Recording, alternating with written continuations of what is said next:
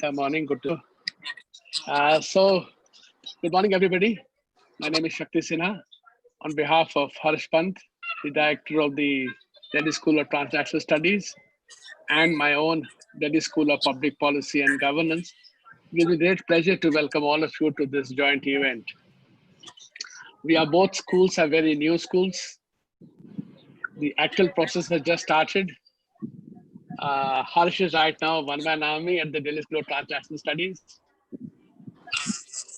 I am much luckier. I have a joint director, very seasoned professional, Dr. Ahuja, and Dr. Ajay Sonavane, without whose help we would not be doing all this. We thought we'll start with this discussion about emerging COVID. Now, obviously, this is the topic being discussed everywhere, but we thought it is something which can own perspectives to it. The trouble with history always is that we don't know when change happens. It's only an ex post that you understand what change happens. I remember in 1970, this book came out, Future Shock, Alvin Toffler, which says how technology will change lives very soon. And Future Shock remained in the realm of fiction for about 40 years. But when the change actually happened, it happened at a pace which even Toffler could not have thought of. And the last 5-6 years has completely changed the world technologically. The fact that despite COVID, we're all meeting and talking to each other across the world far more easily than before, just shows how things have changed. Similarly, in the 70s, we all thought with the USA mired, Europe struggling, a new term was evolved in economics called stagflation, which went against the basic Keynesian norms.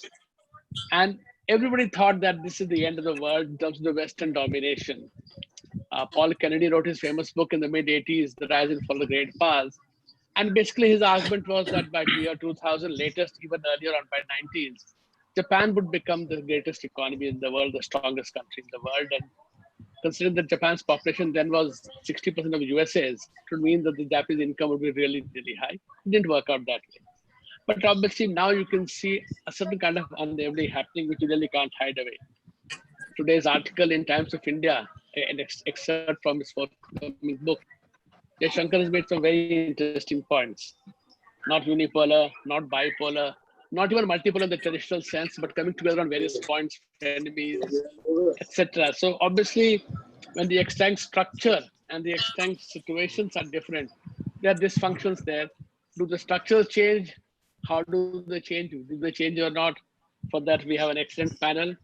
So let me not take more of your time, but once again, welcome all of you. And I hand you over to moderate the discussion for the next hour and a half. Dr. Harsh Pant, who has said this, he wears many, many hats. He is the professor at King's College London. He's also at the Observer Research Foundation, the director of research and other things, and a very, very active and prolific writer. So, and we have 4 excellent panelists. I'll not introduce them. I'm sure that you know them in the order of alphabetically if one goes, because with 4 people, you never know which order you should take. So which first in the order of, so Gautam, Ambassador Gautam Bamballa is there, Jani Bhakti is there, Ila Patnaik will be joining us, and Professor is here. So we'll bring 4 very, very different perspectives to this very interesting topic. With that, Harsh, over to you. Thank you, Shakti. Thank you. And can I request everyone to mute themselves so that there is no problems for others to hear. Thank you, Shakti, and let me also thank everyone who made this possible. I, of course, could not have done anything on my own because I'm just virtually doing everything. This is Delhi School of Transnational Studies at the moment. But thank you, Shakti, for agreeing to co-host this, because I think from a public policy perspective as well as from the perspective of international politics, this is a timely subject, and this is a subject that all of us are talking about, thinking about, writing about. As Shakti earlier pointed out, our External Affairs Minister has written an entire book at a very opportune time. So we are trying to grapple with some of these undercurrents in the international order. Some of these undercurrents in the international order that perhaps need to be understood, examined, and not taken at face value. And I think that's why both from a public policy and governance perspective, as well as from the perspective of international relations, we thought it would be very, very useful to bring a host of panelists together to think, to cogitate, to ruminate about a subject that will remain with us for a while because COVID-19 is not going anywhere anytime soon. And the challenges that it has spawned are not going anywhere anytime soon. So perhaps that's the frame that we wanted to use today. And we invited a set of panelists, academics, journalists, thinkers, practitioners who have long thought about it, written about it, talked about it at various fora. So we thought it would be very useful to bring them all together and look at how this international system, this international order is evolving. And we have four, as Shakti pointed out, four very eminent panelists, and I'll go to them one by one. But let me just contextualize some of these discussions that we want to have, some of the issues that we want to raise today. One, of course, is the whole element of geopolitics. And this larger fact, again, as Shakti was pointing out, via our minister, that we don't really know what sort of an order we are venturing into. Unipolar certainly does not no longer exists. There was a unipolar moment at one particular point in time, but that seems to have been done and dusted with. But whether it is bipolar, multipolar, any other polarity that we might think of, that remains again an open question at this point. But what I think has certainly happened in the last year, last few months, is that we are looking at intense contestation between a rising power and a power that is trying to hold on to in its power structure. So if you're looking at the US-China binary, the questions about Cold War 2.0, for example, are being talked about. Now, this Cold War is going to be nothing like the Cold War. If at all this happens, this is going to be nothing like the old Cold War. But clearly, if the terms are being used, back of the mind, certainly there is a question whether we are entering into a phase where the dichotomy between US and China, both in terms of not only the material capabilities, but also the ideational constructs, but also these ideas of the world order are going to be very, very palpable. And related to this is a phenomenon of geoeconomics, that we are entering into a phase of deglobalization. If Indian Prime Minister talks about self-reliance being the mantra, if the Sino-Indian dichotomy leads to an reassessment of India-China trade relations, if there is talk of a strategic trade and technology decoupling in the West with China, then certainly we are entering into waters that we are not used to. In fact, when I was growing up, the whole, again, as a member of the DU fraternity, we were all looking at a world that was being reshaped by the forces of globalization. So suddenly, in a matter of in 2 decades, we are at a point where deglobalization is talked about as if this is a new reality, and where contestations around this idea of globalization is becoming very, very palpable. So where we're looking at geopolitics, geoeconomics, the larger realm of Indo-Pacific, as well as what is happening in our own neighborhood, we have 4 very, very distinguished panelists who will talk about these issues and who will look at these issues one by one. So let me now go to our first panelist, Ambassador Gautam Bamballa, former ambassador to China. And I don't think we can have a better person to talk about how the US-China binary is playing out today, and what are its implications going to be for the evolving world order, even as we navigate the tricky terrain of COVID-19. Ambassador Bamballa, over to you. Thank you very much for having me for this webinar this morning. And I would like to thank both Professor Pant as well as Mr. Shakti Sinha for inviting me. It's a delightful experience to be with 2 new schools at the Delhi University, the Delhi School of Transnational Affairs, as well as the Delhi School of Public Policy and Governance. And of course, I am very honored to be one amongst 4 very distinguished panelists here for this morning's talk. Let me quickly dive into the question that Professor Pant has already placed on the table, which is that the post-COVID world, and this had even started before COVID hit all of us, but the post-COVID world is going to be characterized by intense contestation and rivalry between the two top economies of the world, namely the United States and China. And this is going to have an impact on all of us, wherever we are situated, wherever we are located geographically. And so I'll go a little bit into this rivalry. Let me also try to spell out how I think this rivalry will play out. And I'll end with what I think India should be doing where this rivalry is concerned. So, of course, to a certain extent, history does, history does show us that when there is an emerging new power, an emerging great power, there will always be contestation with the existing hegemon or with the existing superpower.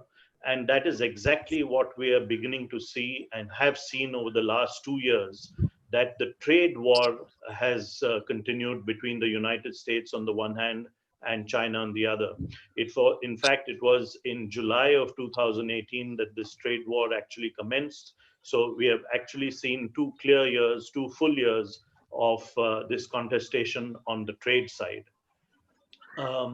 What is very peculiar about this particular contestation and rivalry is that the value systems of the two countries are diametrically opposite. So you have the United States, which is an open, transparent, democratic polity and society, whereas on the other hand, China is a closed, homogeneous, one-party-led state, and therefore the values of the two sides are going to play a very important role in this contestation and in this rivalry. So having said that, I'd also like to point out that, of course, what is happening is that as an increasingly big power, both economically, of course, but also militarily and politically, China is beginning to challenge the existing global order and the existing rules of the road. And this is something which I think the United States, as well as the West at large, have a problem with, as China tries to rewrite global rules to suit itself, to suit its own purposes, to suit its own national interests. So this is the background in which this contestation takes place. Let me quickly just outline some of the challenges which the United States has listed out in documents which they have put out, which they feel are challenges which China and the rise of China place before it and focus. So first of all, Beijing, according to Washington, has exploited WTO membership to become the world's largest exporter, while simultaneously systematically protecting its own domestic market. And we in India have seen this happening. We in India have seen exactly this factor play out in the past few years, maybe even past decade, where Indian exports of important items such as software or even pharmaceuticals have been unable to penetrate the Chinese market, whereas they have been exploiting our open systems and exporting larger and huger amounts of items to us, as a result of which we have a huge trade deficit with China even till today. The other thing that Washington sees is that Beijing retains its non-market economic structure and has a state-led mercantilist approach to trade, which aims at ensuring that there is a trade surplus and that its foreign exchange kitty goes on increasing over time. And we have seen this play out in the last few decades. Also, China pressures US companies to transfer their technology to Chinese entities and places restrictions on US companies' ability to license their technology on market terms. And this has been a very important factor in the pushback which has commenced over the last few years from the United States vis-a-vis China. They also have been value challenges, of course, which I referred to earlier, but China has been projecting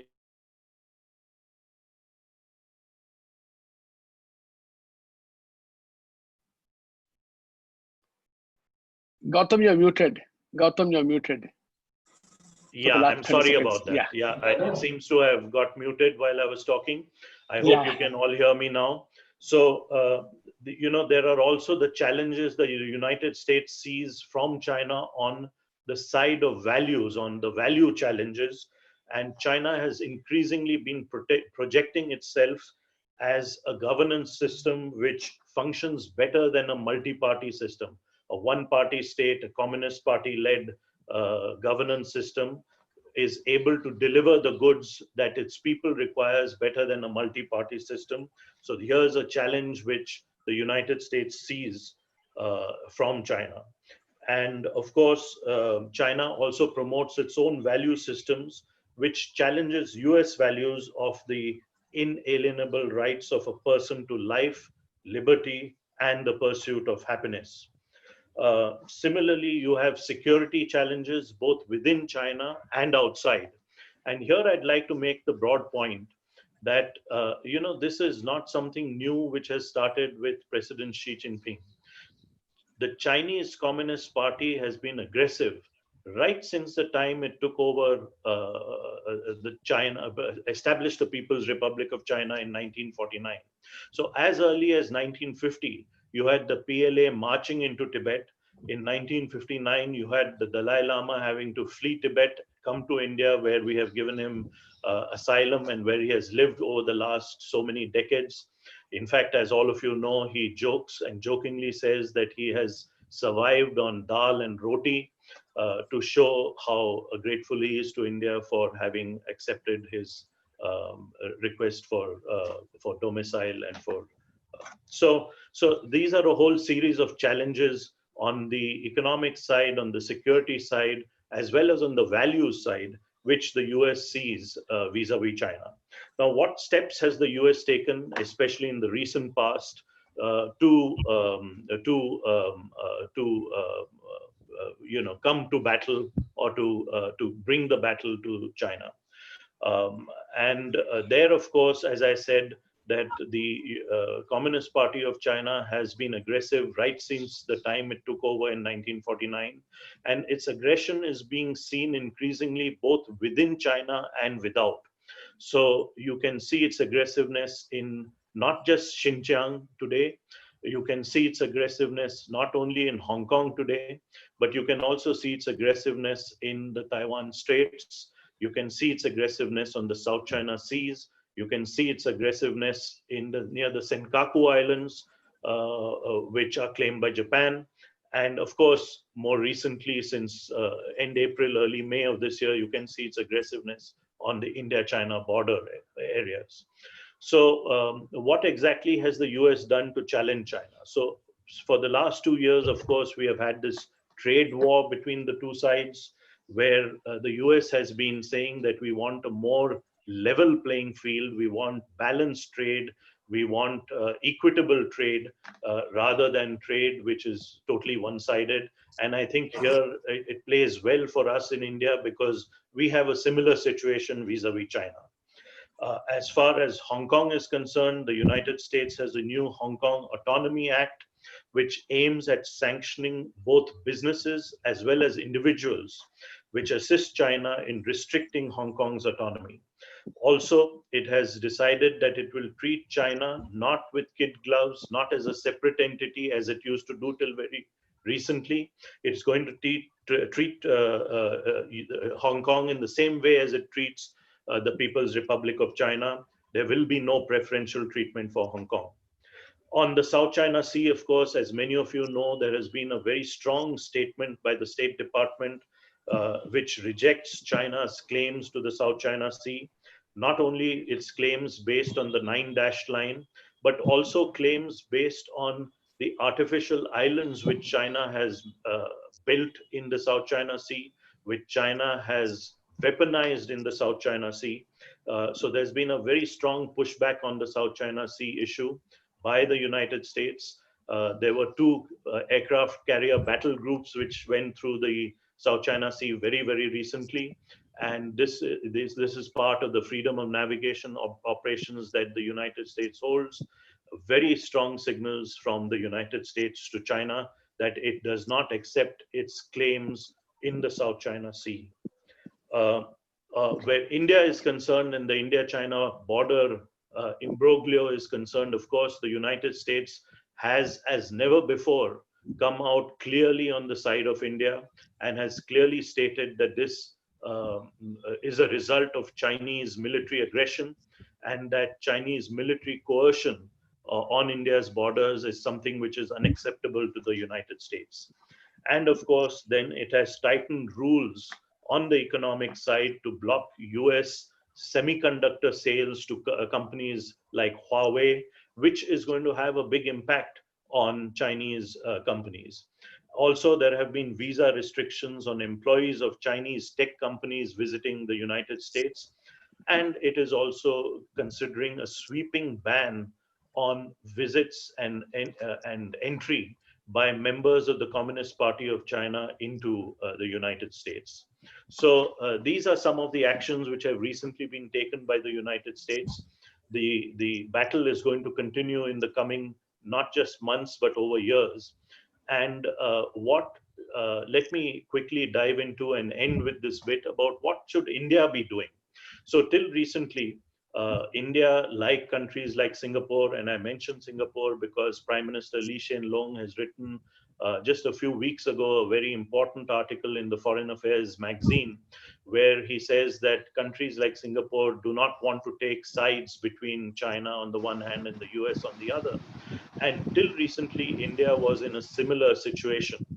But I believe that the military coercion and aggression that China has shown since early May of 2020, the premeditated, pre-organized, pre-decided way in which they have brought in huge numbers of troops into eastern Ladakh, the challenge that they pose to us militarily is a game changer and is an inflection point in India-China relations. And therefore, I would recommend that in this battle between the preeminent power of the world, the United States, and the aspiring hegemon, China, I think the side which India must take is very clear. It is the side with which we share values. We share values of democracy, liberty, individual freedoms. It is the side which has supported us where these military aspects of India-China relations are concerned. And we must build up a much stronger partnership, and I don't call it an alliance very knowingly. We must strengthen this partnership with the United States, as also with countries like Japan, Australia, and perhaps South Korea, as well as Indonesia. So I think the Chinese aggression on our borders has made the decision for us. We can no longer be sitting on the fence where China and the United States are concerned. We have to strengthen our partnerships with the United States. We may not agree with them on each and everything. For example, we may have a different perspective on climate change and the environment, for example. But where our other national interests are concerned, it is very clear that India must side with the United States. We must build a strong partnership with the United States. And I think this has been decided for us by the Chinese, who have, through their military aggression, decided the kind of relationship they want with India, and therefore we will have to reciprocate that.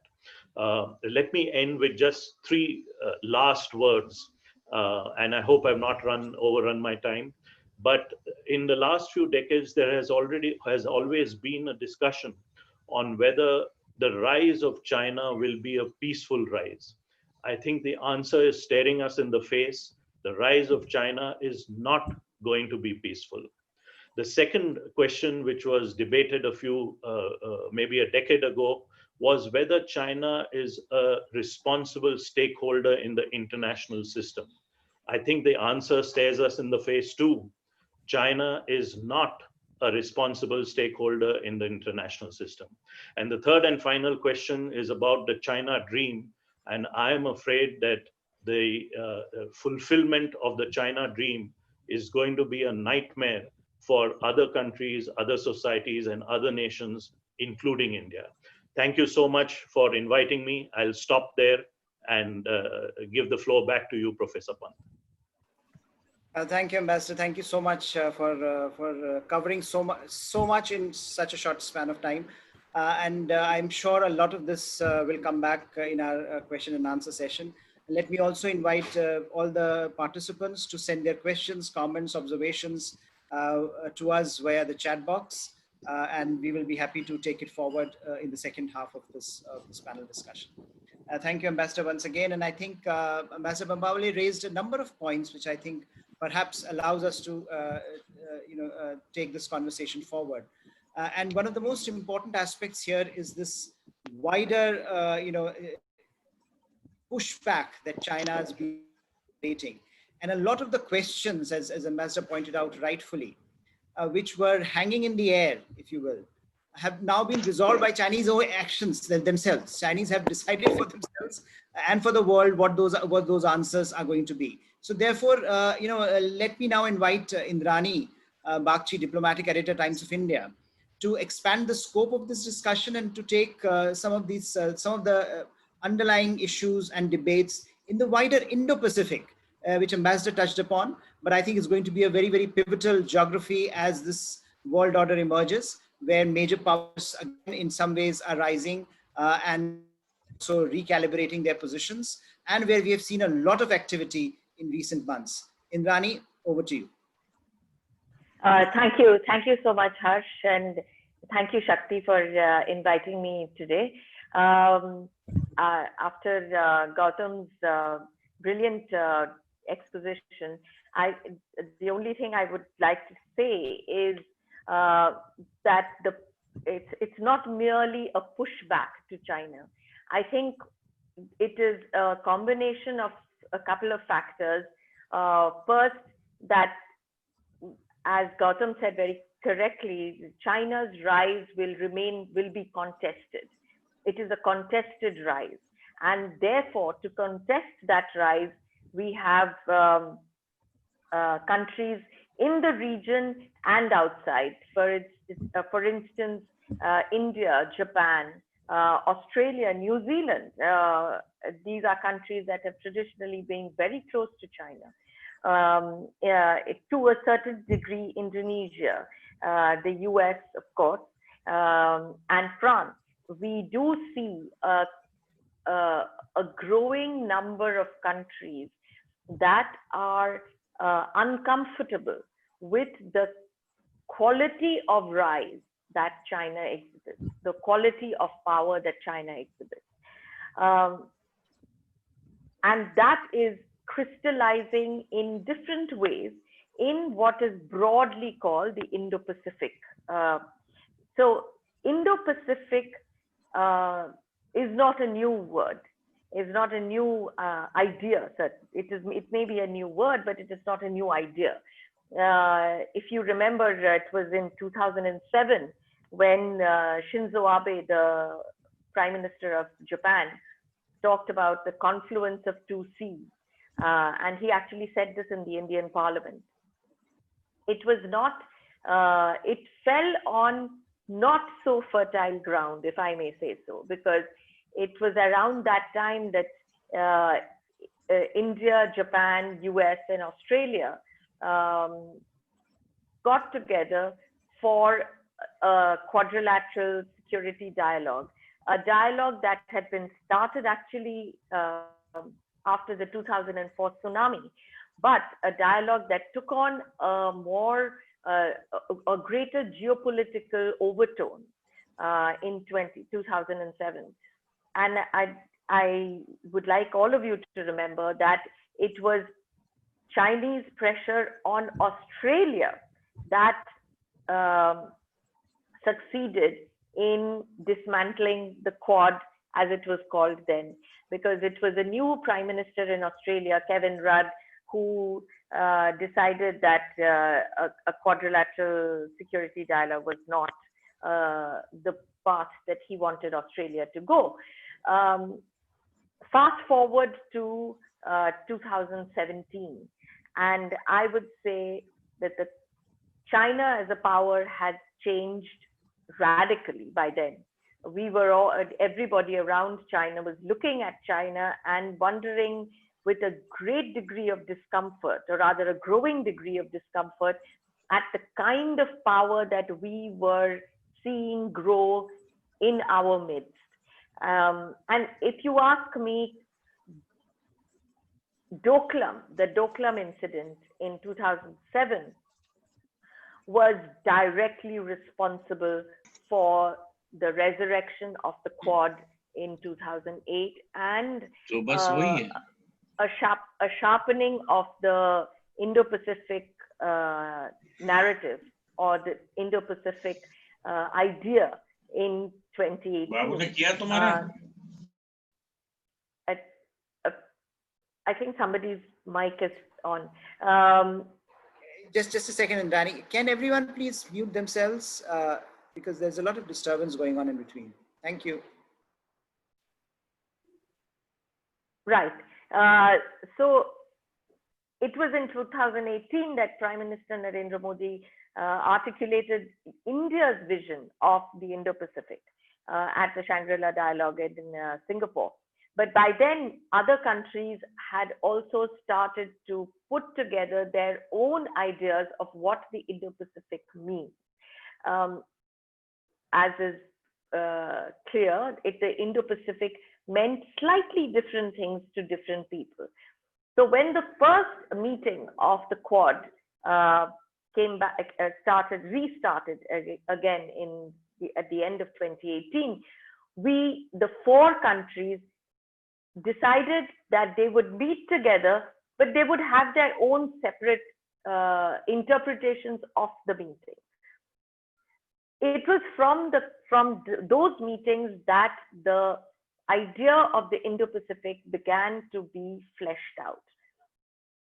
India tried very hard to not conflate the Quad with the Indo-Pacific, looking at the Indo-Pacific in a much larger context, of not actually containing China. India was very clear, as were the other powers, that the Indo-Pacific or the Quad was not intended to contain China. We would fast forward again to 2020. I think we have shed a lot of those hesitations.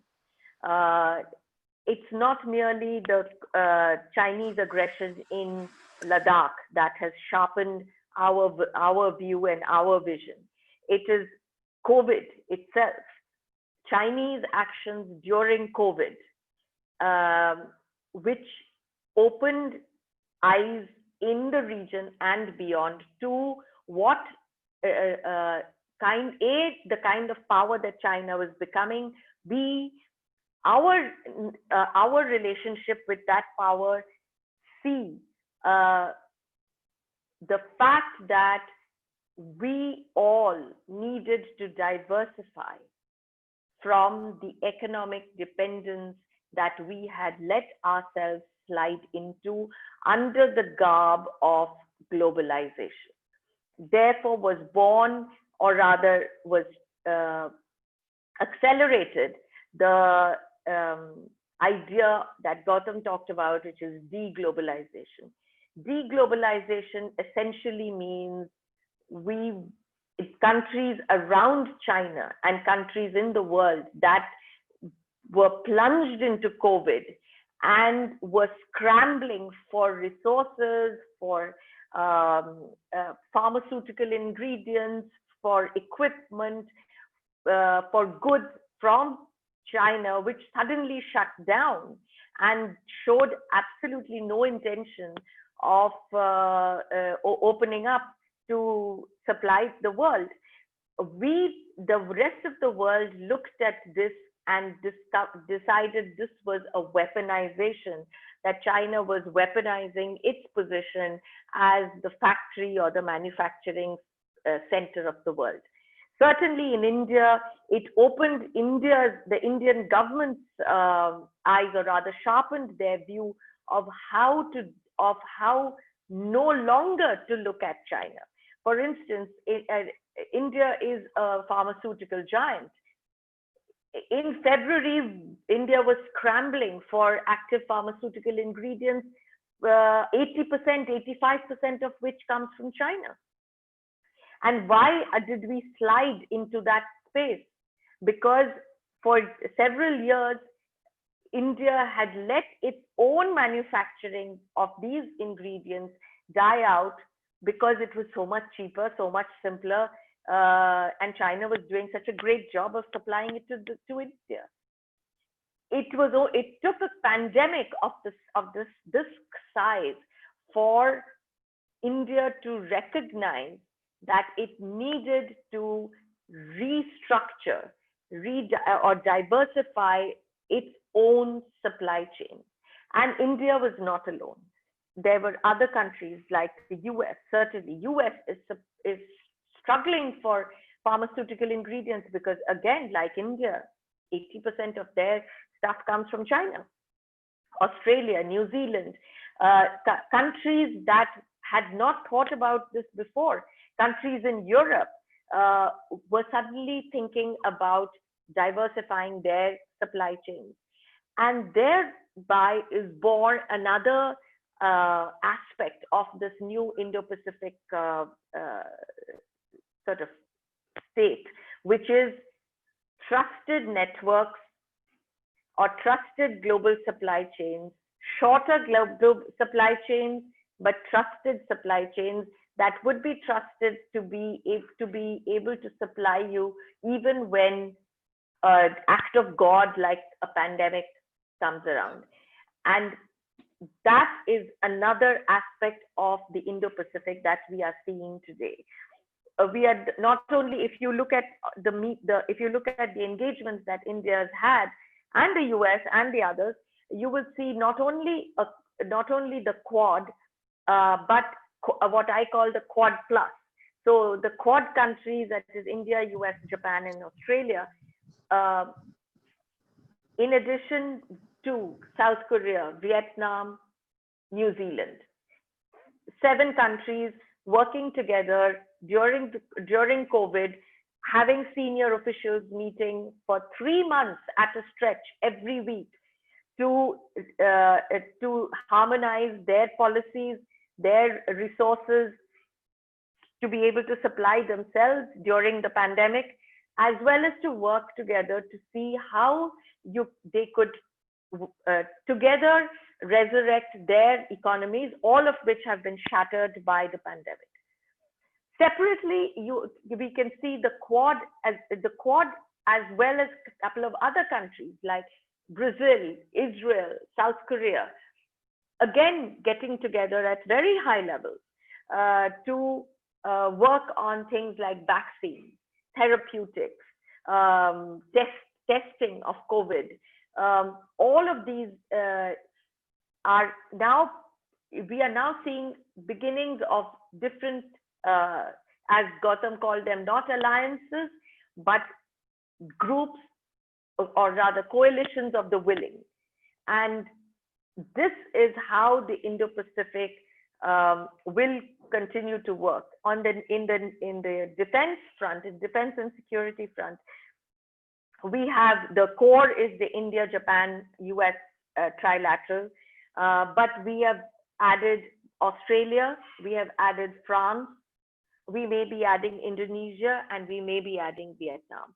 But there are these countries that speak to each other with similar values and with similar interests. So what we are seeing in the wake of COVID is the beginnings of a world order that is not that is different from the world order that we left behind, but not so different that we don't recognize it.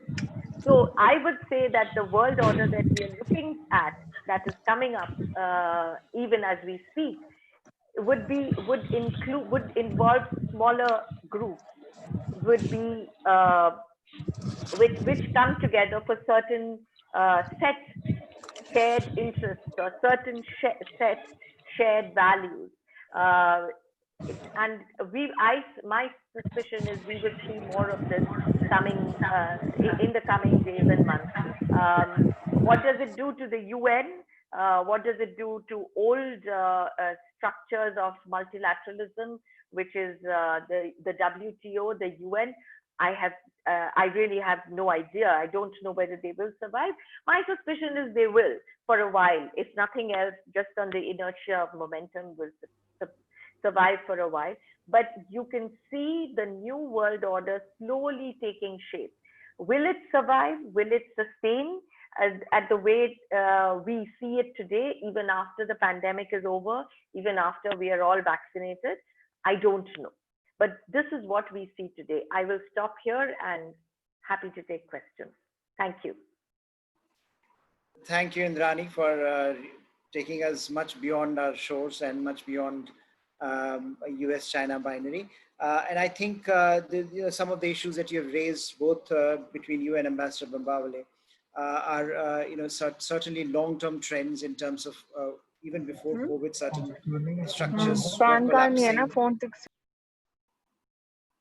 Certain structures were collapsing, certain processes were getting in place, and the debate on deglobalization was starting to emerge, but this pandemic seems to have given a completely new momentum and a new dynamic.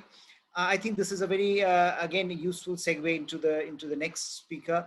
But let me also remind everyone that you are free to send your questions, comments, and observations via the chat box, which we'll be taking in the next part of this discussion to our panelists. So let me now invite Professor Ila Patnaik from National Institute of Public Finance and Policy to talk about the geo-economic aspect of this emerging world order, or the kind of discussions that we were having just now between Ambassador Bamballa and Indrani. Both of them touched upon certain aspects of this changing global economic order. And perhaps, Ila, you can take it forward the way you want. Thank you, Ila. The floor is all yours. And unmute yourself first. Yeah, I was just doing that. Thank you, Harsh.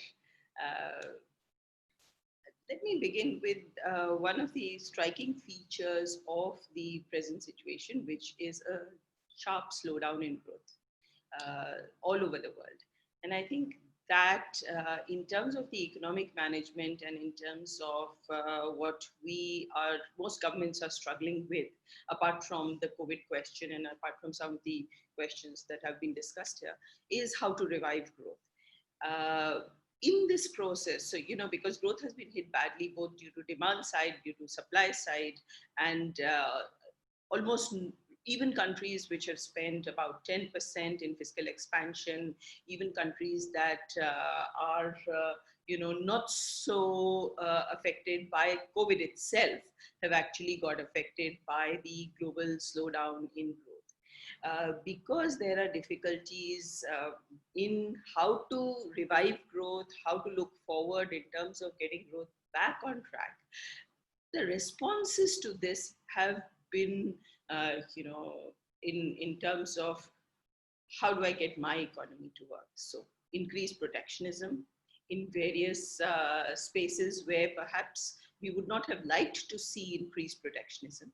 So on the one hand, I think, as I wouldn't repeat, two speakers before me have talked about how some of the things that were on track, were maybe, already on the way. Some of the concerns about China that were there are now sharper, clearer, and countries are taking action.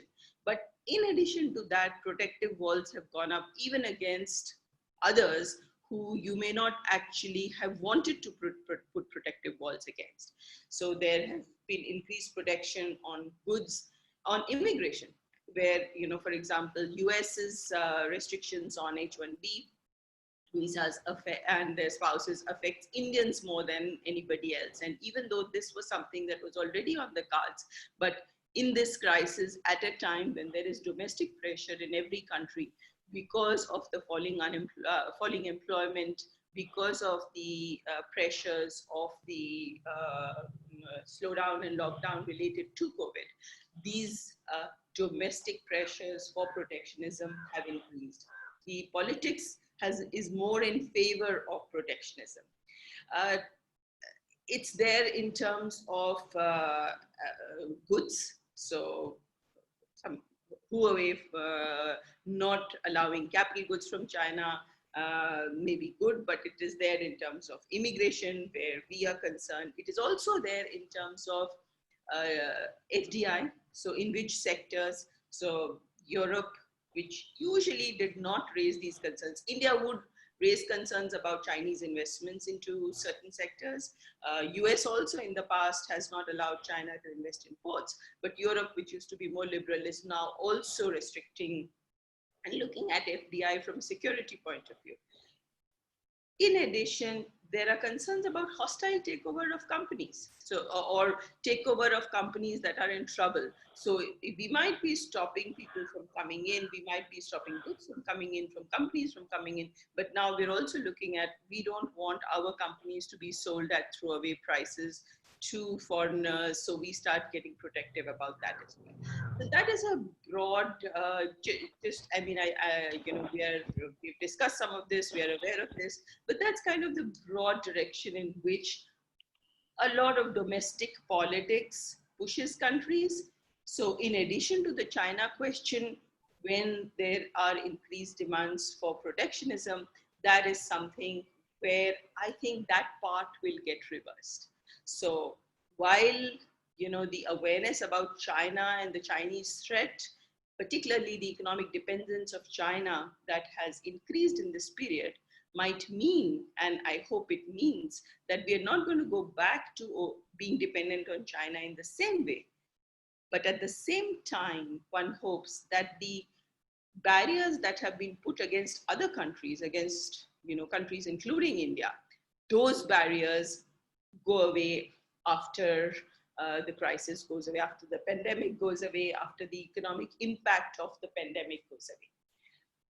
If we look back and think about how whenever, you know, there is a recession, whenever things are bad economically, how do governments respond?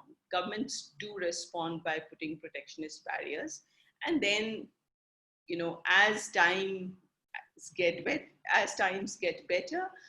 we find that, you know, companies stand to lose. So a company would rather import cheaply or have cheap labor or be able to get, say, Indian labor coming onshore and working, or be able to offshore. And if it can't do that, it will go in and try to buy companies in cheaper locations. So businesses actually don't like these barriers.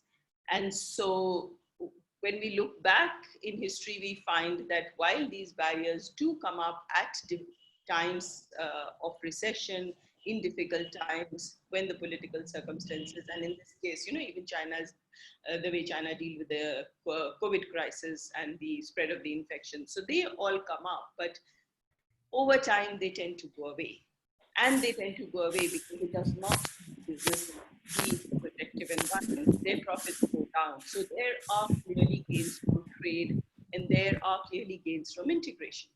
Now, having said that, I think the question for us particularly is that if the world is going to go back, we want to be the favored partner. We want to be the one towards whom, as Ambassador pointed out, those countries with shared values turn more towards. So if we have shared values with countries who have democracy, who have liberty, who have individual freedoms. And, you know, in contrast to China, which is now, you know, a place where people don't want increased dependence, we would like that the dependence is towards us. Now, I may, before going forward, I just want to highlight what happened in the global financial crisis and G20. Where we thought that, oh, now that the world has understood what a big crisis finance and not doing good financial regulation can cause to the world, we thought that, you know, we'll be in a new place. Unfortunately, today, we can't say that the arrangement that was made, at least in terms of global financial regulation, because, you know, that's the area I work in, financial regulation. So I will talk about that. That's not somewhere where a lot of progress has been made. So when the crisis goes away, there is this risk that the new arrangements that were made don't work so well anymore, because businesses are what makes economies work, and they look at their interests.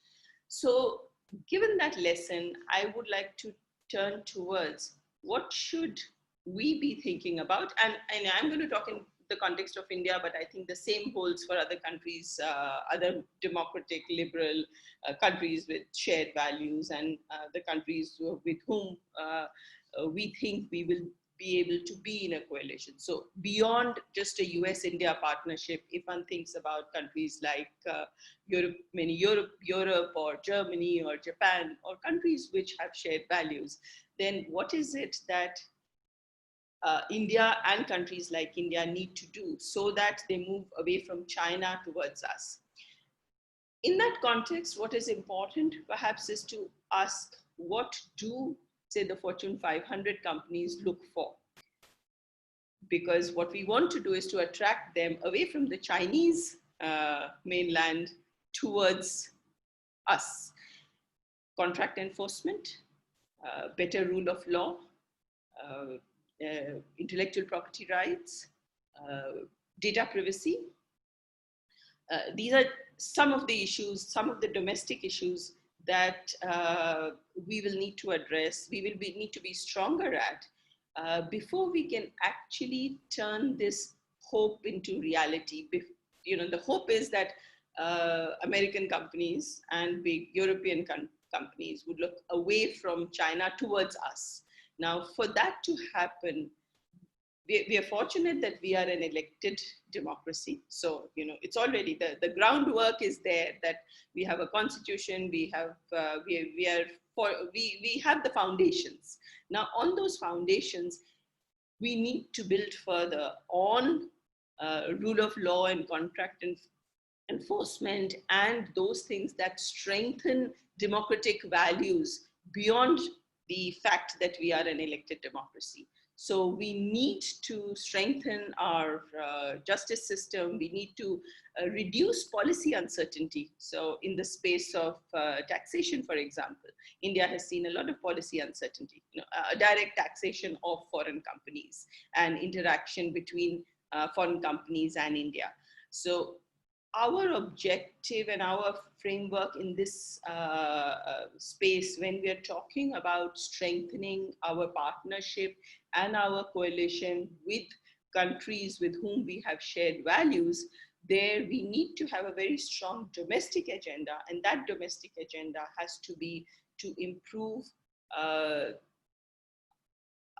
systems, our own systems, which can actually make us more attractive than we presently are. Because if that doesn't happen, there is always this risk that, once the pandemic is over, once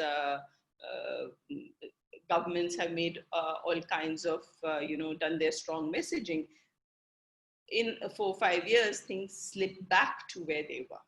And in the new order, if countries like us, if India is able to move ahead in this direction, then I think we are looking at a new world order where we will be able to develop a deeper coalition and a partnership that will be stronger on the ground beyond, we used to say conference rooms, but now I will say beyond webinars.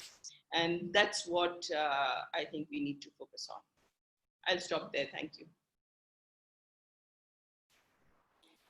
Thank you, Ila. Thank you. That was great in terms of just looking at the internal dynamic in India, and also trying to get some handle on this larger issue of growing protectionism. The whole political economy of economic reforms that at one time seemed as if we have a generic consensus on this seems to be breaking down. So how do countries respond to that, both in terms of their own domestic growth requirements, as well as some of the issues that earlier were raised about creating these supply chains or creating trusted partnerships that can allow us to keep certain countries off the radar? And I think all of these points particularly relate very well to the Indian context at the moment, given that we are having this very interesting debate about whether self-reliance means protectionism, or what is the difference, what are the gradations there, which is I think fairly interesting and fairly very, very relevant in terms of immediate policy, giving several clarifications that have also come out from the government on this matter. But I think there'll be a number of questions which I already have for you later on. But before that, we have our final panelist for the day, Professor Navneeta Behra from Department of Political Science, Delhi University. And can I request her to focus and to talk about our neighborhood as the new world order emerges or tries to come out, as we try to come out from our past assumptions. What are the challenges India faces in the neighborhood? What are the challenges our neighbors face as they deal with India, as they deal with the rising China, as they deal with the US that is far less, that seems far less interested at the moment in being the kind of, in having the kind of role that it once had. So clearly, I think a lot of questions on the table for India, for South Asia, and for our neighbors and other partners in the region. Professor Behra, can I have you on the floor, please?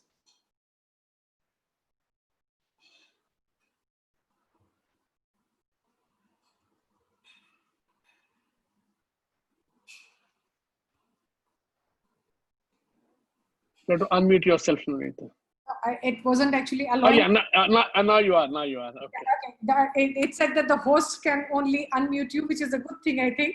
But thank you so much, indeed, Professor Shakti, Mr. Sinha, and Harsh, for inviting me to this very, very interesting conversation. I think I have been away from the hardcore empirical politics of the world order. So this has been actually a learning curve for me myself, to all the three panelists that have gone on before.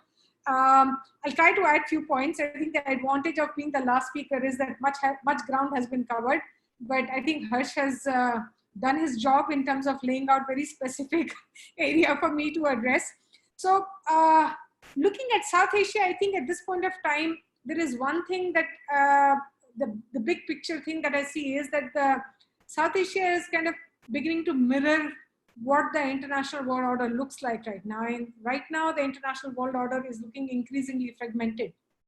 There isn't a clear great power equations. There's a lot of contestations and a lot of jostling that is happening, which the earlier speakers have already spoken about. But some of the undercurrents that are being witnessed in world over, and particularly in South Asia, I just want to flag some of them before talking about as to where South Asia kind of stands today. And I think the first one is rise of nationalism in a very, very big, assertive, powerful way. The states are coming back with a big bang in asserting their power. Nationalism is on rise, and nationalism is on rise not just only in the South Asian countries, but from US downwards to China, to Russia. You can see the big powers this particular scenario is playing out in a big way. In terms of understanding South Asia coming together, that is actually bad news, because the whole idea of South Asia coming together rested on India and Pakistan kind of mellowing down their nationalist fervor and contestations to be able to look for common ground and come together, which is kind of dissipating at this point of time as the voices of nationalism rise every part of the world practically. And along with that, we are also witnessing what COVID has really precipitated is hardening of the borders. This is one aspect. I think the earlier speakers, when they've talked about deglobalization, they've looked at mainly in the economic sense, in the trade, technology, services, goods exchange. But I think what COVID did was, with the national lockdowns and with shutting down of the international travel, which by the way, in many countries is still to open up. So what it has driven home the messages of very, very hardening of the borders, which are not going to be very easy to retract from, except perhaps Europe. We wait to see what happens.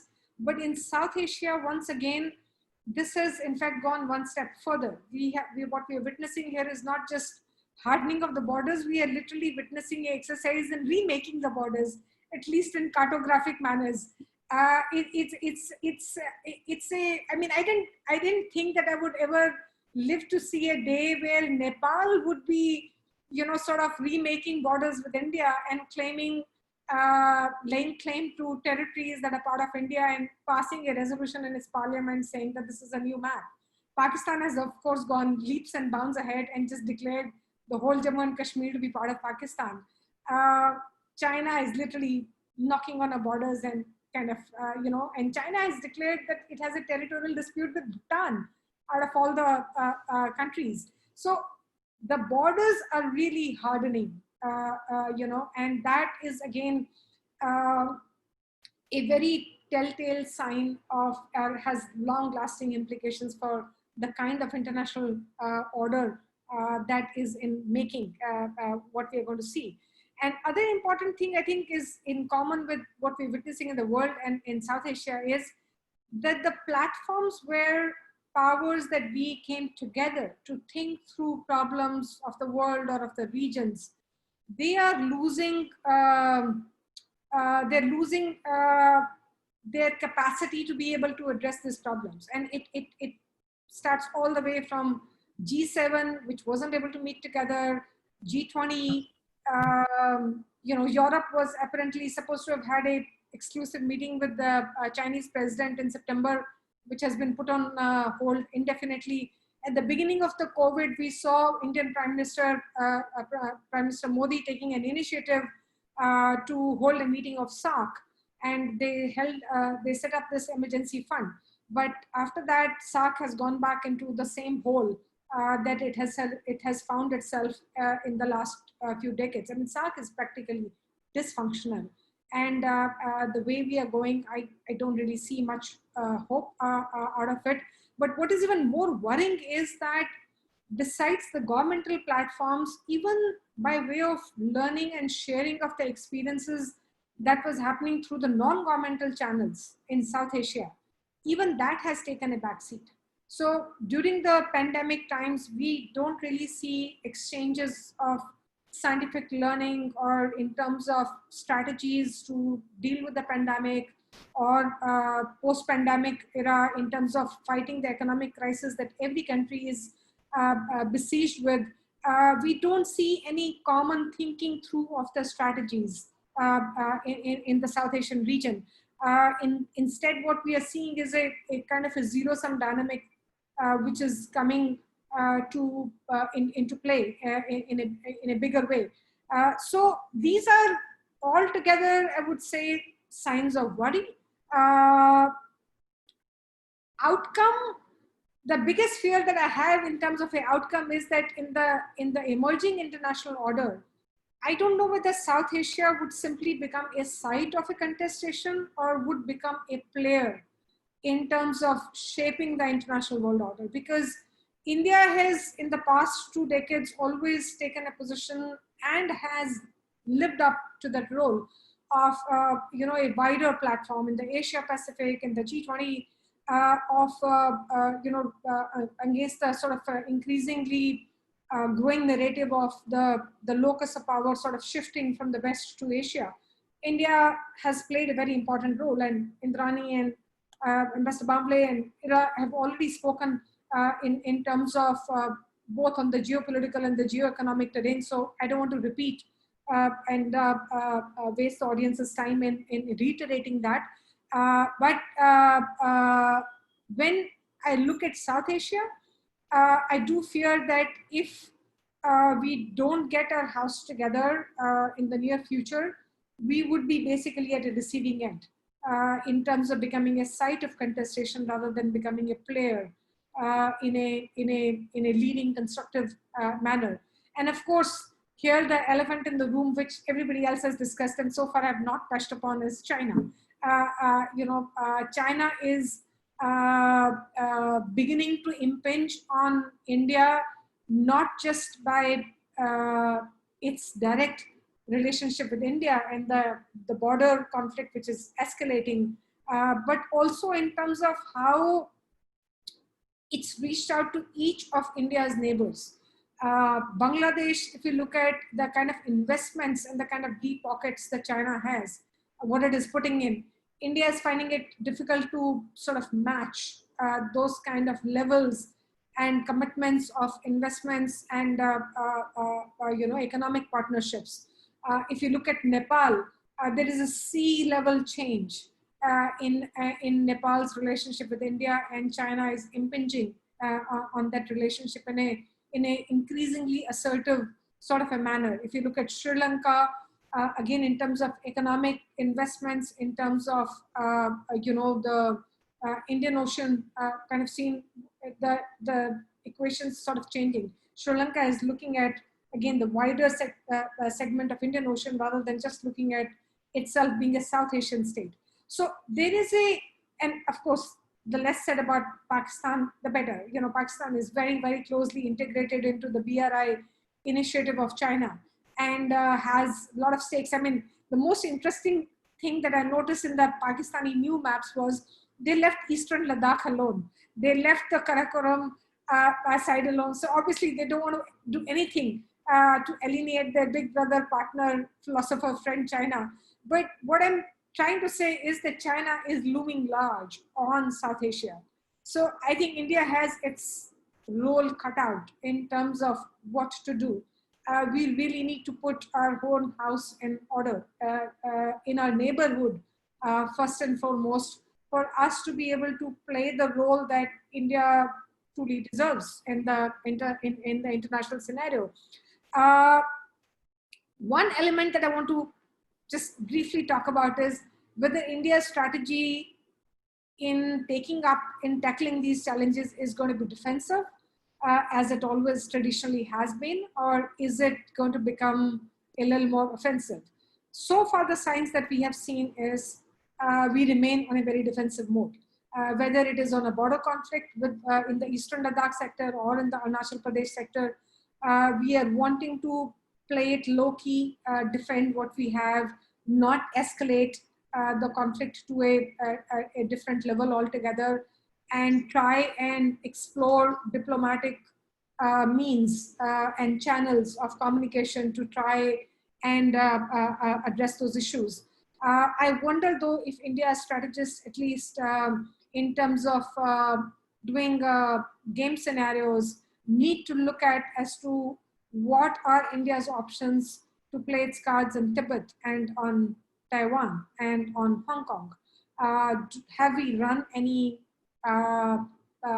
game scenarios as to what happens if India was to start sort of upping the ante on some of these issues?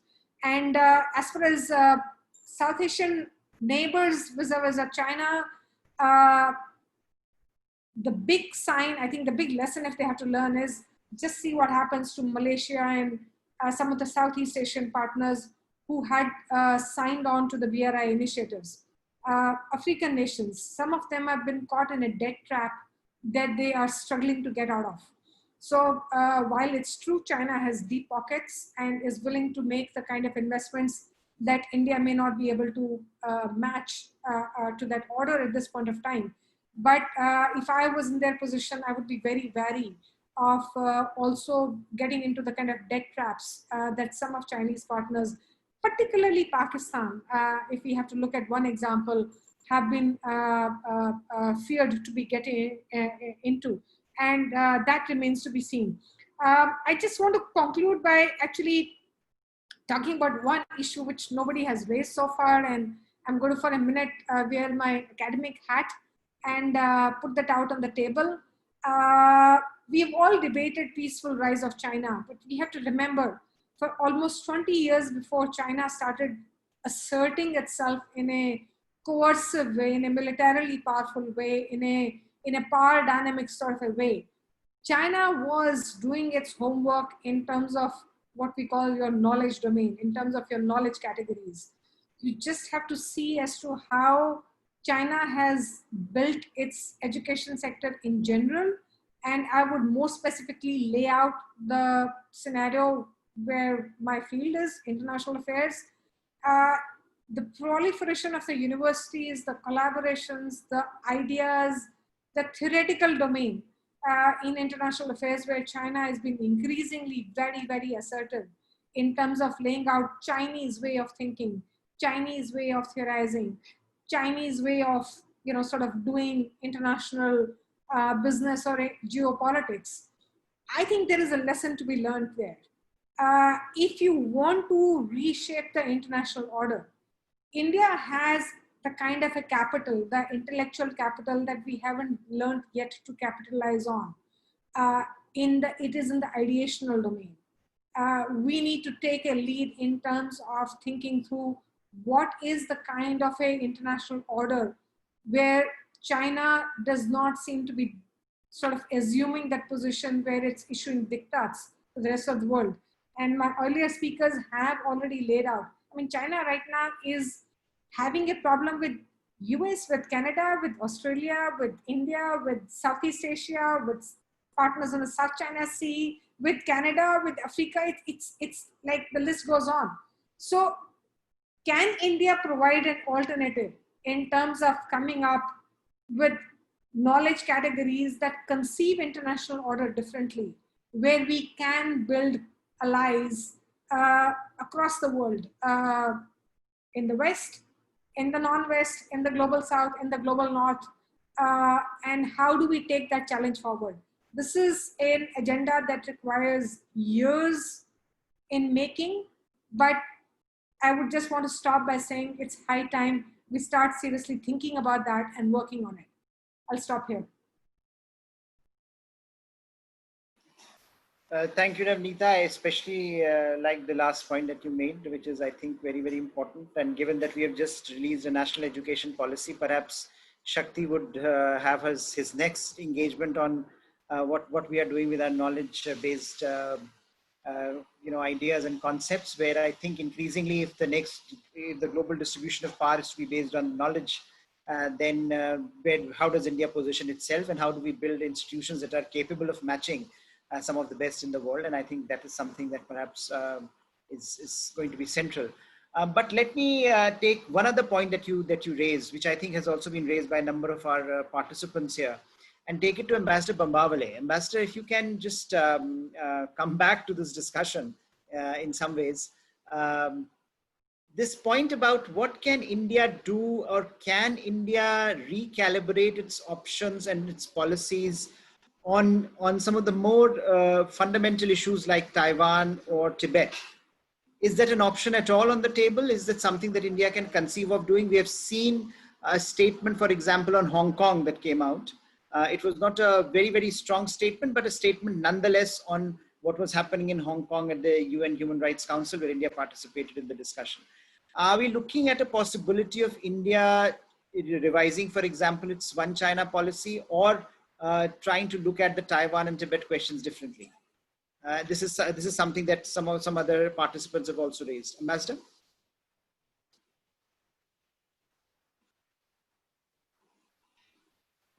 Yeah, thank you. I couldn't unmute myself, but I think finally I've been able to do that. Thank you. That's a very interesting question. In fact, I can share with all of you that I have this argument, if you want to call it that, discussion, if you want to use a milder word, with many of my colleagues or former colleagues in the government. You see, I think China has been pushing us as much as possible on the J&K issue. And I think it's high time that we started pushing back through the use of both the Taiwan card and the Tibet card. How exactly that has to be done is something that all of us need to discuss. I mean, we need to talk about it and discuss about it. I think not only within governmental circles, but also in non-governmental academic think tank circles too, so that we can lay out a series of options for the government.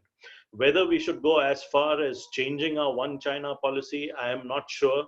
But I think a national debate or a larger debate on these questions would be desirable. Also, I'd just like to say that on the Tibet issue, we know that His Holiness the Dalai Lama is now getting on in years. And the real battle will come when there is a search for the next or the 15th Dalai Lama. And I do hope that India, along with the Tibetan community outside of China, can position itself properly for that kind of contestation. And lastly, I think I cannot but touch on some of the points made by Professor Patnaik and by Professor Behra, and I think by Indrani too, that eventually I think we need to pay a lot of attention and focus domestically, especially on our economic well-being, on the economic structure. Unless we get that right and we can resume GDP growth rates of 6, 7, 8% per annum, I don't think India will be able to play a role externally as we should be doing. So I totally agree with the point made that we need to look domestically even as we look outside. So I don't know if I've been able to answer your questions, Professor Pant, but I think I'll stop there. Thank you. I think that that's an important point. Just to just how far we have traveled in the China debate, that we are now willing to question some of our long-standing policies more fundamentally than ever before. And I think that is what, again, the point that you made earlier, that China has clarified for us some of these issues, that it's China's doing basically that we are discussing some of these issues more fundamentally. But Ambassador, before I move on to others, there is another question which I think has been raised by a few people here, and that is the Russia angle, Russia debate. Given how important Russia is in Indian foreign policy calculus, and given increasingly close ties that Russia has today with China, how do you see India balancing this very, very important relationship?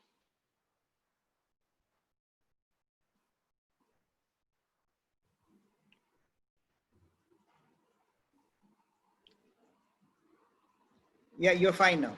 Yeah. Okay, great. No, I think that's an excellent question, because we have to keep Russia on our side. And it's going to be a foreign policy challenge, how to keep Russia on our side, even as we strengthen our partnerships, say, with the United States on the one hand, Japan on the other, and so on. I think the way to go would be to continue to maintain some kind of scientific, defense, and other strategic area partnerships with Russia. But also what is very important is to increase the people-to-people exchanges with that country, not just in terms of education and tourism, but also in terms of exchanges on the economy. We need to bolster our partnership with Russia through trade and investment.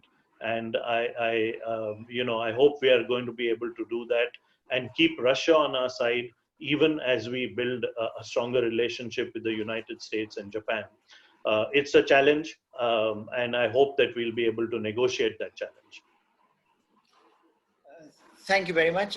Indrani, if you are there are a few questions. You discussed extensively the Quad, and a few questions have been raised about we have seen the sort of a re-emergence of this Quad 2.0, if you will, from 2007 to 2017. But there is a lot of skepticism about the future of Quad, and if Quad in and of itself can be a military deterrent to China. There is also this question about, can we afford to actually alienate China in this way by being part of a Quad, because other countries actually are not neighbors of China. We are. So how do we manage this going forward? Also, given American unpredictability, and especially under Mr. Trump, there are a number of issues here around Quad. Perhaps you would like to comment on some of them? Indrani?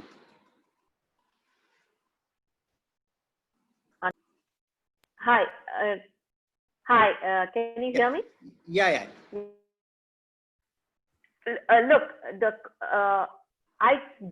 I won't say that the Quad is a fail-safe option. In my view, nothing is a fail-safe option anymore, because we are looking at a world that is changing so rapidly in so many different ways that I don't think we can say with any degree of with certainty that the Quad is our silver bullet to China. We will have to, and we are building alliances or partnerships that are outside the Quad as well. I mean, you look at the India-France relationship, you can see those relationships building up, especially in the security sphere, that are apart from the Quad. Having said that, the Quad is actually shaping up as the backbone of the new foreign policy. And that's not just for us, it's for a lot of others as well. In fact, actually, apart from India, Japan is the other neighbor to China and harassed by China in exactly the same way that we are harassed, especially on the seas, on the East China Sea, and even in Japanese territorial waters. I mean, China is constantly patrolling through Japanese territorial waters. I don't know if India would ever allow that to happen. So, so yes, we do. I cannot say that the US will be less predictable than it is already. My personal sense is we might not see a Trump second term, even if it's a Biden presidency. I honestly don't see a very different approach to China, because from what we see from our conversations, the antipathy to China is deep and bipartisan in Washington. So I don't actually see that part being less predictable. There was a time, of course, in 2008, 2009, when the first Obama administration came in and Biden was the vice president, when Obama flirted with the idea of a G2. I don't think any Democrat administration is going to flirt with the idea of a G2, however weak it is, anymore.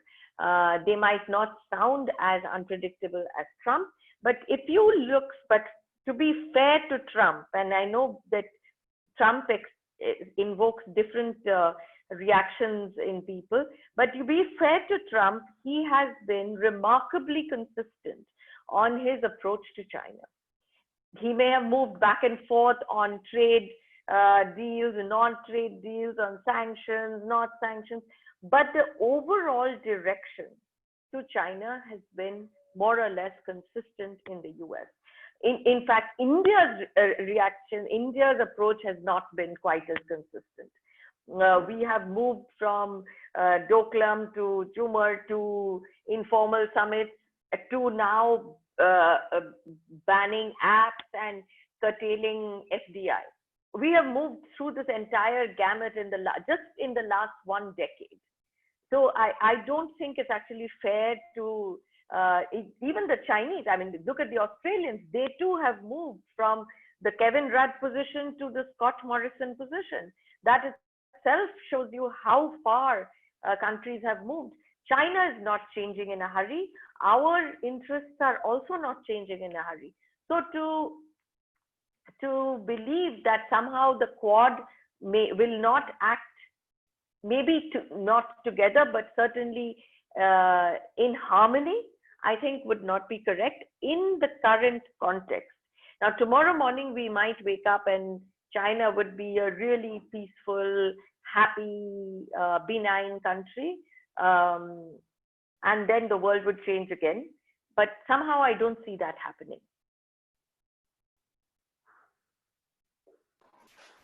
On that very optimistic note, we can move to the next question.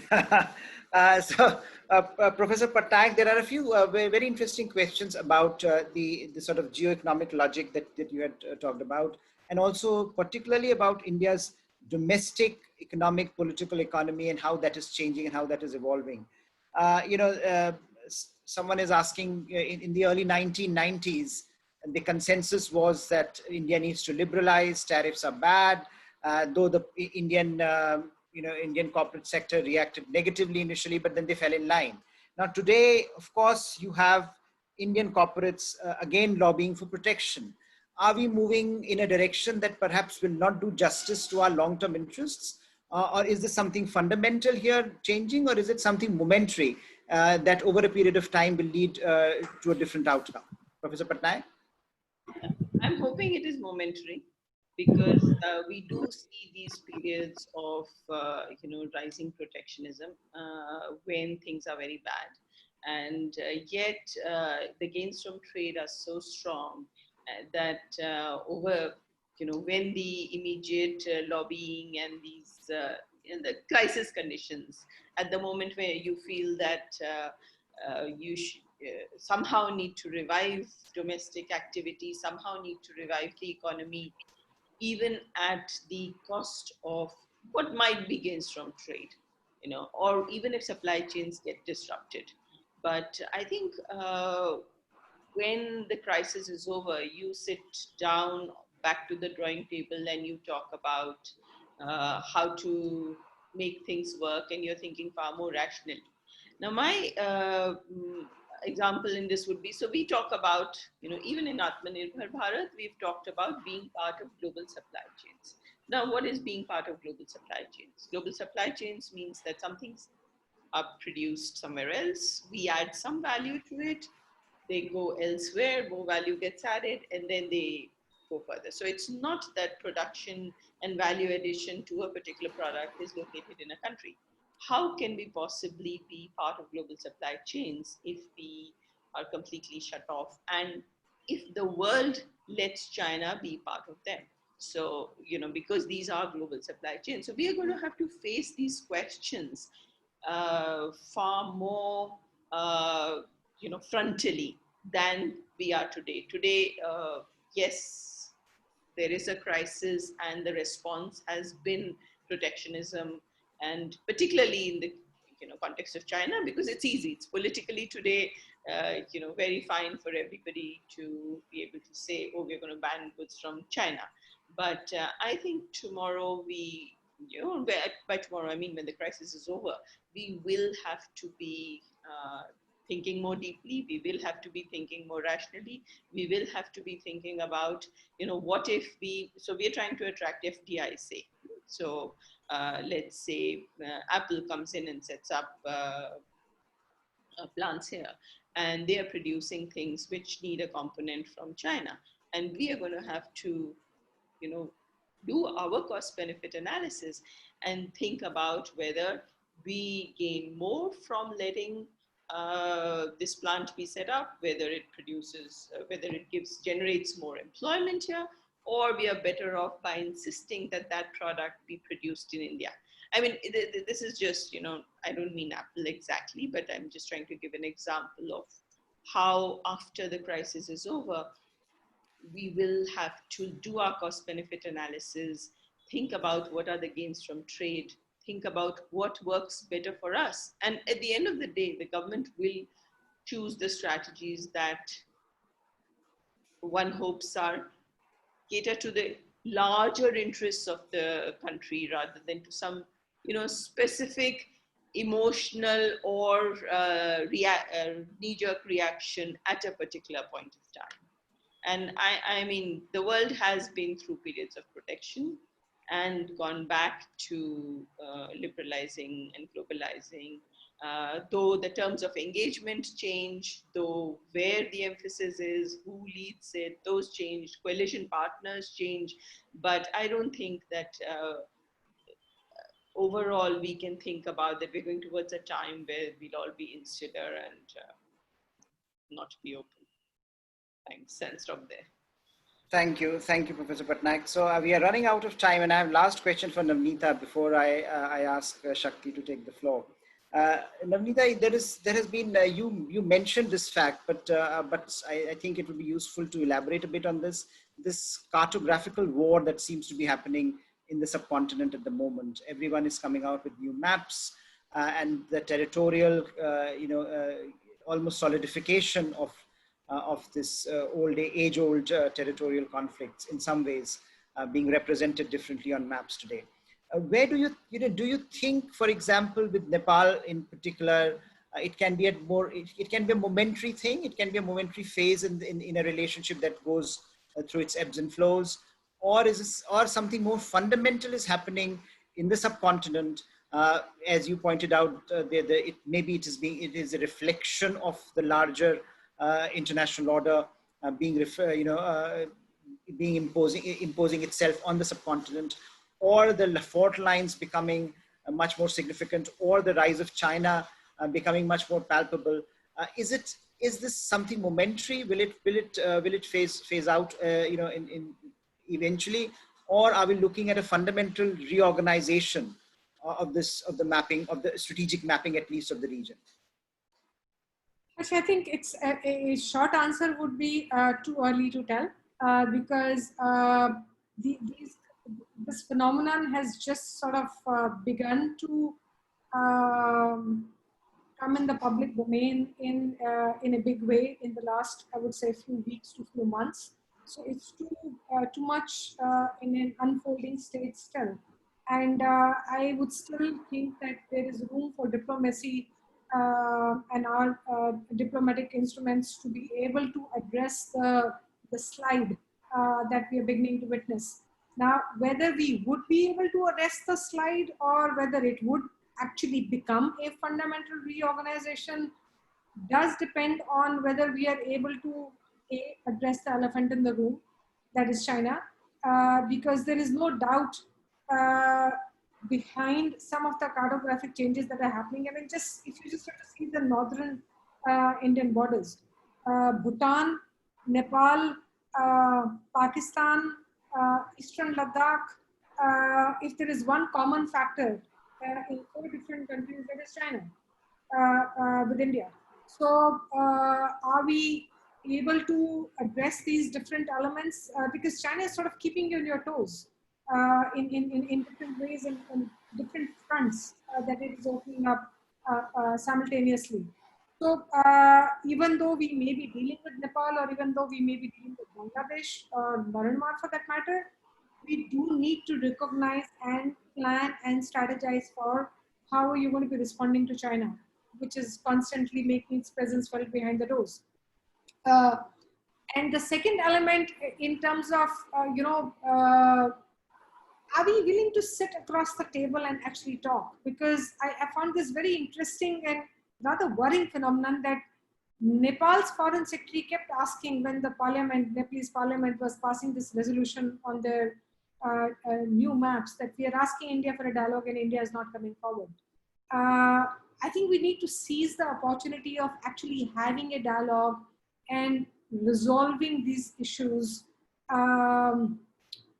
in a friendly, diplomatic, sort of use of instrumentalities, rather than letting them become issues of respective national mobilizations, because then it becomes point of domestic politics and it becomes far more complicated. So if the new claims to the territories become a part of an electoral agenda of Nepalese political parties, or we've already witnessed that in Pakistan or elsewhere, it just becomes that much harder to come to an amiable solution to them. So I think the challenge is not to lose any time and actually address these issues headlong through the diplomatic channels, and not let it reach a stage where it does begin to indicate that this would become a more fundamental phenomenon than it apparently seems to be right now. But proactive diplomacy is the key to my mind. How do we go from there kind of too early, as I said, to tell to begin with? So I think I'll stop here. Thank you, Navneeta. And before I hand it over to Shakti for his concluding remarks, let me thank all the panelists. Let me thank all the participants. There have been some very, very interesting questions that we have not been able to take today, but we promise that this is just scratching the surface. We have just started. This is as you can see, we have just looked at some of the We have looked at some of the major trends in global politics, and we have just touched the surface. So we are nowhere near exploring in detail some of these very, very contentious, very, very complicated issues, but hopefully we'll have many more opportunities. Please keep joining us. Someone here in the chat box mentioned how can youth participate in this debate? I think that's a very, very important point. Given the demographic dividend we have, I think schools like mine and Shakti's would like to involve more and more youth and more youngsters who are, and we would like to encourage you to join us whenever we have these programs. We would like to send us your thoughts, comments, observations, and please continue to participate. Thank you all. Thank you very much. Shakti, over to you. Thanks, Harsh. I'll not try to wrap up or not try to give up this thing. I think it was a very interesting thing that we got so many different perspectives. And yet broadly, we all agree that the times ahead are challenging. Contestation is all around us. Whether South Asia becomes a player or the side of contestation, I think both will go together. We can't separate the two in that sense. But yes, we need to put our house in order. If you want to become a powerful country, and there is a strong urge in the country, India should be seen as a big player in the world, then I think you got to get your economy right. If your economy is not growing, I mean, other countries do not take you seriously, one. And two, the resources that you require to project yourself are infinitely more than what we are spending right now. That money has to come from where? From taxes. And therefore, I think the need to become a powerful economy and a powerful player in the world, defending the value that's important to us, not getting involved in fights, trying to be ambiguous where possible, but where you have no option and your ambiguities have to be peeled off, well, peel off the ambiguities and move on ahead. South Asia is a difficult place to be in. Very obvious reasons. There are artificial designs happening everywhere, but not all of them are bad. I'll just end on a small point. Pakistan always showed Gilgit, not Baltistan, Gilgit as separate from Jammu and Kashmir, saying that the Mir of Gilgit had signed an accession agreement with Pakistan. This time they're shown Gilgit as part of Jammu Kashmir. In other words, they're conceding that the accession agreement with the Mir of Gilgit was wrong. I'm simply saying that, there are various ways to look at all that is happening, but it is an interesting, fascinating discussion. I wish we could go on, but obviously there are limitations of sitting in front of a TV, in front of an iPad or a phone. Let me thank all of you, especially the listeners, and the large number of points being made by everybody. It was really interesting. I was trying to read them all, but impossible to do so. Really interesting. Thank my team, Dr. Ahuja, Ajay, Ashutosh, and of course the 4 panelists, all of whom really made this afternoon very, very interesting. So thank you very much. And as Harsh said, shall see you guys again very soon. Bye-bye. Thank you and bye-bye. Thank you.